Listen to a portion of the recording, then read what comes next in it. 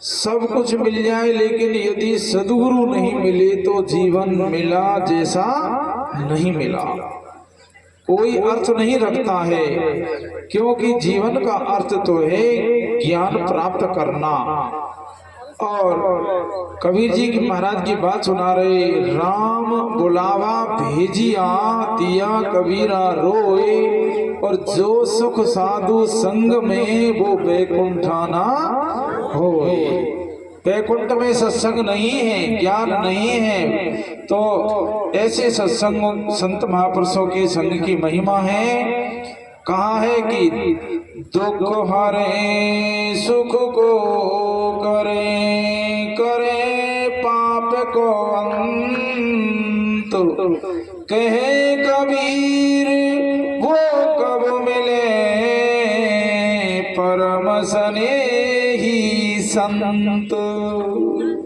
संत दुख का हरण करते हैं, दुख का हरण करें और सुख को देते हैं, और पाप का अंत भी संत लोग करते हैं। क्यों? वे ही हमें उपाय बताते हैं, युक्ति बताते हैं, कि साधना बताते हैं। उनको करने से ही तो पाप का अंत होगा।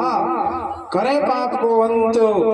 ऐसे संतों के लिए कबीर जी ने कहा है, ऐसे परम स्नेही संत हम कब मिले, तो बड़े कि अब मोय भाव भरोस हनुमंता, और बिन हरि कृपा मिले नहीं संता।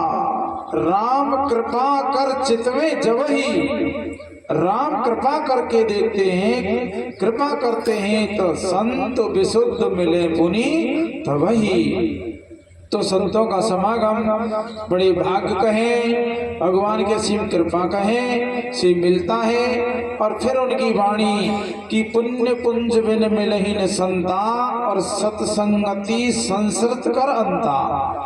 जब मनुष्य के पुण्य जब पुण्य होते हैं, बहुत सारे पुण्य होते हैं, सत्संग मिलता है, संत मिलते हैं। और सत्संग जब संत मिल जाए ना, तो आप घर घर गृहस्थी की बातों की कहानी मत तो सुना और मत सुनो। संतों के पास बैठ गए तो अपने घरेलू दुख जो है ना, संकट की बातें ही मत करो। उनके पास तो सत्संगति, सत्संग की बात करो। उस सत्संग से होगा संस्कृति कर अंता। संस्कृति कहते हैं जन्म और मरण का अंत सत्संग से ही होता है। सो हमें उपलब्ध है। आइए इसी क्रम में हम परम श्रद्धेय परम पूज्य स्वामी घनश्याम दास जी महाराज से निवेदन करेंगे कि वो भी 20 मिनट